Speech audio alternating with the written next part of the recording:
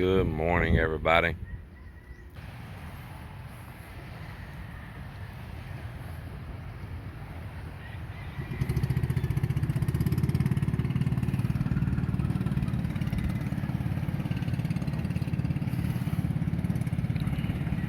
Don't know what today is going to hold out for us.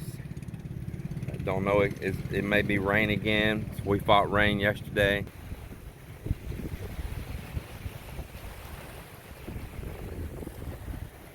So there's one little thing I'll cover, and it's the uniqueness of how things are here in the Philippines. So we have an old house down the beach here from where we're building our new house. And at our old house, there's still power hooked up there. And we don't have no electricity being used in the old house. But the thing is, we want to have the electricity there. We don't want to lose that account. In case we do need to do something in the old house, there's power there. It's not on solar like the place, here behind me. So if there's zero usage and you're not pulling any power, the power company here will disconnect you anyway. So basically they don't want to go through the trouble of having a meter there, all of this, and no power being used. So Melinda's brother Miller, his simple little home is right next door, and we've allowed him to connect to the power there. He didn't use much, very little, and very, very little. Very simple life. And that way there's just a little bit of usage there, and he'll pitch in for what he used, but sometimes we don't even care. They recently bought a washing machine, so of course it's going to pull a little power, but that way it keeps some usage on our meter there, and we don't lose our account there for the time being. Well, one of the unique things here in the Philippines is that when it comes to paying bills and receiving your bills, for you that don't have any experience out here in the Philippines, and especially in some of these province towns and municipalities and these barangays, you don't receive a bill in the mail for your electricity.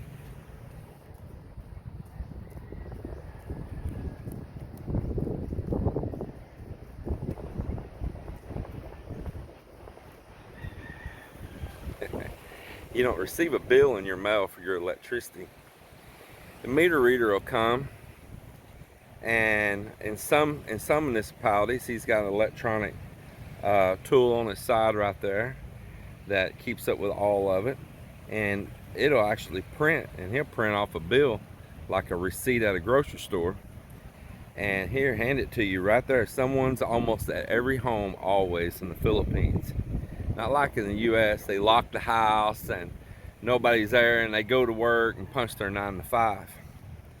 Most houses in the Philippines, there's always somebody home. Always somebody home. It's going to be a relative, it's going to be a caretaker, it's going to be a nanny. It's going to be somebody in the family is going to be there, and they're going to receive that bill. And let's say that they're not home. They just leave it with the neighbor. When you get there, neighbor, like, hey, here's your electricity bill. So then when it comes time to pay that bill, a lot of times, for instance, out here in our community, you go right to the power company. I remember that's the way it was when I was a kid growing up with my grandparents. They went right to the power company and paid the bill. It was Texas Power and Light back then, TPL. And you went to the TPL office and they had a window, and you went up there and you paid. Well, it's still like that here. Now in some of the big cities, bigger power companies and stuff, we're only LECO 1 here. You can go to payment centers, a lot like in the US, that you can go to payment centers to pay your bill. And here you can pay your your cable TV, just like in the US. You can go pay your cable TV, you can go pay your cell phone bill, all of that stuff at a payment center. A lot of times it's at remittance centers. So you can go pay that different places. Or you can still go directly to the power company. Well, a lot of times here in the province life, and life here in the Philippines, let's look at this.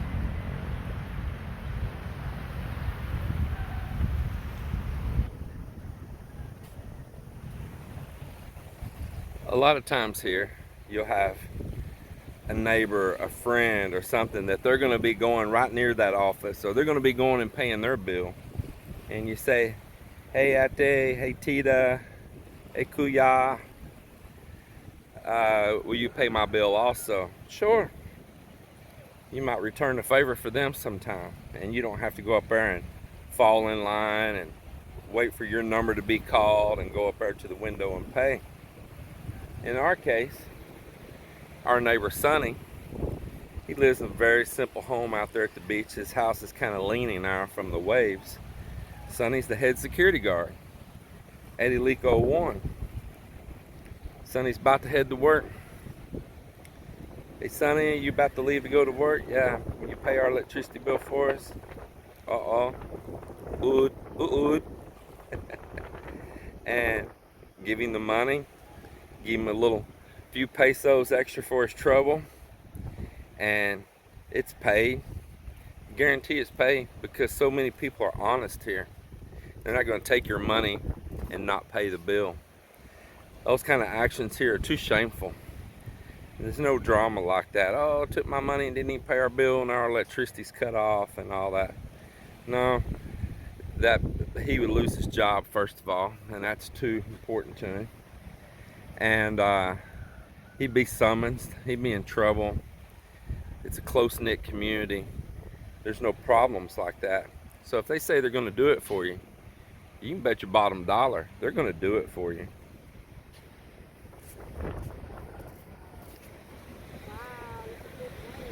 Yeah.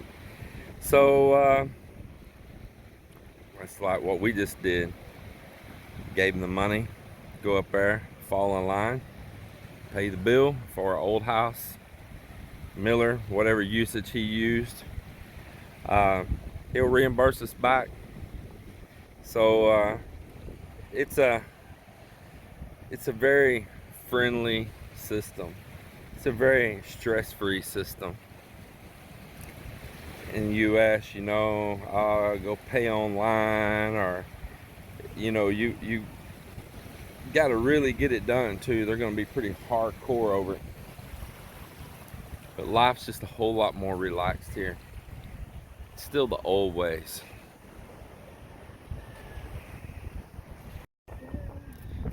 Look at this, isn't it beautiful? Let's look at this.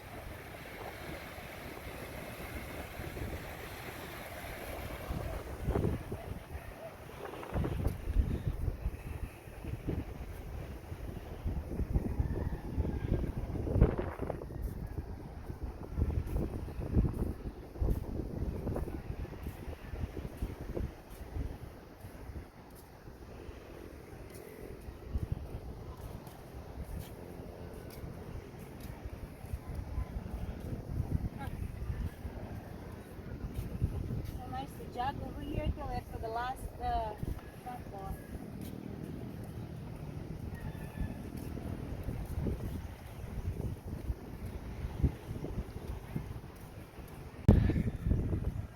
So I posted a video this morning about us being rained out, and I showed us out at the beach again, and in the background again you can see a little bit of trash blown up there and stuff. And once again there was a commenter. This commenter's just making an observation. Hey, yeah, that's those shells you're talking about right there, ain't it? Sure. Oh, yeah. These are the ones that she was watching for the other day on the video. They're coming this season. Now collect these up, boil them, and cook them. I see some others right over there. That's the one you saw there, wasn't it? Yeah. Yeah, they'll be out here everywhere, looking for these. So lady, you know, she made an observation only that she saw trash, you know. She said, what's wrong with people, you know, but she's saying, like, your beach is so nasty or dirty. I get a little offended, I can't lie, you know, like, hey, you know, I don't call it like that. But you see here, this isn't full of trash. It's just right there in that area. We try to do things to help it and collect it up and all, but I guess I want to defend my beach, you know, and say, hey, it's not all completely dirty or nothing like that. It just happens at the time being right now that any trash that is coming up is kind of getting caught at high tide behind this sandbar that has grown up here. This all wasn't here 1 year ago. It has grown back out. I had started doing measures to stop the rip current down through there, and it started stacking sand, and then sand started stacking on top of sand, and then more, and we ended up growing a massive sandbar right out in front of our subdivision, which everybody's enjoying now, even though they hated it when I was doing that. They were trying to stop me and complain to the barangay captain. Hey, he's gonna make our houses wash away when he builds out there and all. But even the barangay was liking what I was doing. They come and look and they talk and they visited with us. It's taking old concrete from the highway where they're doing a road widening project, and they're having to tear down structures and rip out old concrete from the highway. And I had dump truck after dump truck load to come dump in there on our property before we built our house. And then these guys, I paid local guys and all that needed work, and they took bamboo and strap ropes and they carried that concrete out, and we made these short jetties out into the water. And all I needed to do was have something for that sand to hit and drop, hit and drop, and cut the rip current. And they were mad, the locals were, because they couldn't pull their illegal net along the shore in front of our subdivision where they're not supposed to be doing it anyway. But this is the Philippines, and people are just trying to survive, and sometimes even those little small morsels can mean a lot to them for something to eat. But you know, you can't really go to the government and say, hey, he's fixing the beach and messing up our illegal fishing. He's protecting his property and he's messing up our illegal fishing, our illegal net. So they didn't have a foot to stand on. But I stacked it and I left it, and actually my whole ramp out there is working as a jetty, and they come and looked at that and they agreed, working as a jetty.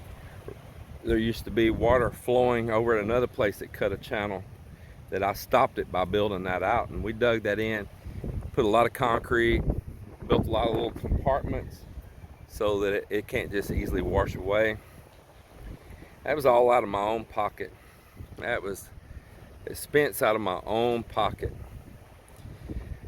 But I had a purpose for everything. It wasn't just to roll a boat out only. Now there's this huge sandbar, because once this started stacking, it just kept stacking and it kept stacking and it grew out. And down the beach down a ways, there's a family did one years ago.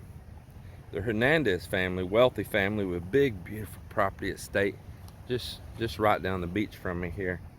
And they also built a jetty wall out, and there's a resort just on the other side called Solimar, and it caused the sand to really grow out in front of Solimar Resort, which is a well-known place around here. And what that family did actually helped protect that resort and built them out a nice beach. The barangay captain, she liked my idea. She said that she might already look at that themselves. I'm like, yeah, you are letting all that concrete just be hauled away for landfill and all this different stuff. People backfill on property, sell it for commercial that was flood land. You should be utilizing that yourself, building out jetties down the neighboring town of Gimbel from us down here, which is famous for the Guerin family, political family of managing that area. I believe she's a senator or something. Anyway, it's a whole family full of politicians. I don't know all the details on them, but they too built jetty walls out protecting that town, and they've been very successful,